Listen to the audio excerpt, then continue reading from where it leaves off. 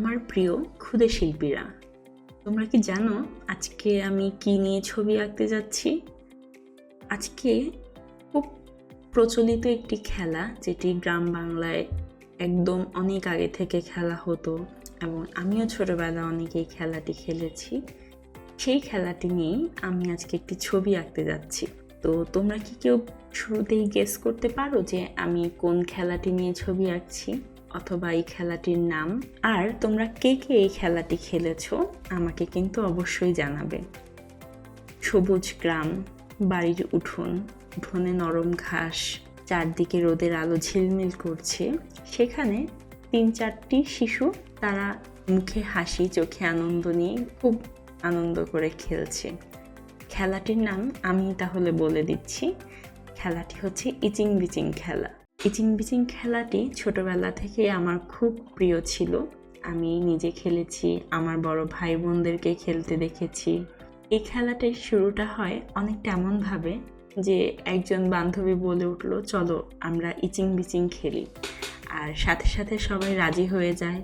সবাই গোল হয়ে বসে, তার পাশে দুইজন যারা ইচিং বিচিং খেলবে একজন আরেকজনের উপর হাত রেখে বসে। তারপরে একটি গান গেয়ে ওঠে, ইচিং বিচিং চিচিং চা, প্রজাপতি উড়ে যা, তুই উড়ে যা আমি নিচে যাই, তুমি পড়ে গেলে আমি আউট। তো এই গানটি যখন থামে, যার হাতে থামবে সেই বাদ হয়ে যাবে। সবাই হেসে মাটিতে লুটোপুটি খায়, আবার নতুন করে শুরু হয় খেলা। এই খেলায় কিন্তু কেউ কাঁদে না, কেউ রাগ করে না, কেউ কষ্ট পায় না, সবাই খেলার আনন্দে মেতে থাকে। এই খেলায় কেউ বাদ হলে বা এই খেলায় কেউ ব্যথা পেলে সেটা নিয়ে কোনো বাবা মার কাছে অভিযোগ দেয় না, নিজেরাই সমাধান করে, নিজেরাই খেলে।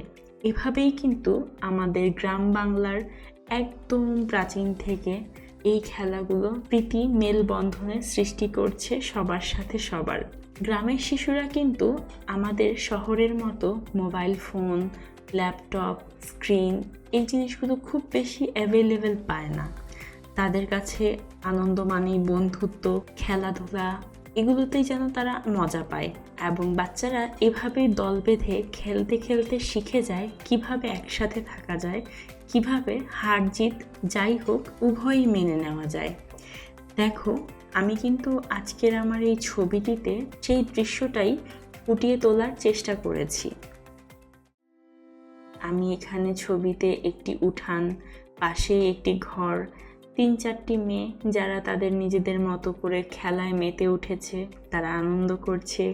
পাশেই একটি ছোট্ট মেয়ে, সে দাঁড়িয়ে হয়তো বা কিছু একটি খাচ্ছে বাটিতে নিয়ে, আর বাকি 3জন খেলছে। সেও প্রস্তুতি নিচ্ছে খাওয়া শেষ করে খেলা শুরু করবে বলে।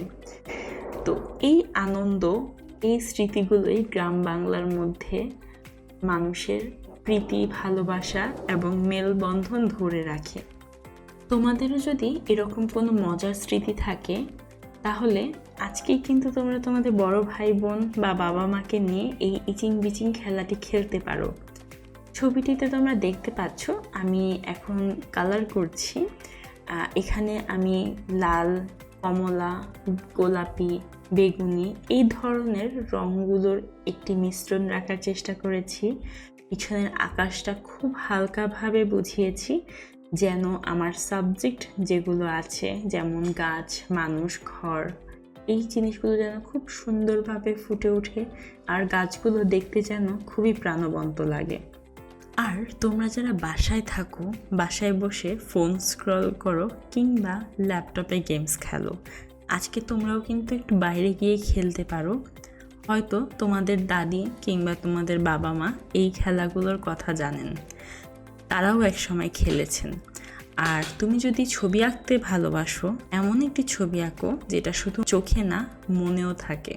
আর আজকে এই ছবিটির গল্প এখানেই শেষ। তুমি যদি মজা পাও তাহলে কমেন্টে বলো তোমার প্রিয় খেলার নাম কি। আর হ্যাঁ, আমাদের আবার দেখা হবে নতুন গল্প, নতুন রং আর নতুন হাসি মুখ নিয়ে। ভালো থাকো, আঁকতে থাকো, মজা করো।